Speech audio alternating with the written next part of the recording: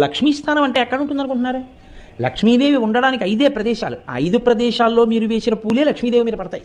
లక్ష్మీదేవి విగ్రహం లక్ష్మీదేవి కాదు. లక్ష్మీదేవికి నివాస స్థానాలు 5 అని చెప్తోంది శాస్త్రం.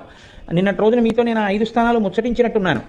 ఏనుగు యొక్క కుంభస్థలం, ఆవు యొక్క వెనకతట్టు, పద్మము, ఆ తర్వాత బిల్వదళము, స్త్రీ సువాసిని పెళ్ళైన ఆడది పాపట తీసుకునేటటువంటి ప్రారంభ స్థానము. ఈ 5 లక్ష్మీదేవి యొక్క నివాస స్థానాలు. అందుకు కదా గోవు పృష్ఠభాగానికి పూజ చేసాం ఇవాళ లక్ష్మీస్థానం అని. ఈ 5 ఎలా లక్ష్మీ స్థానాల్లో 8 సౌభాగ్య స్థానాలు ఉన్నాయి.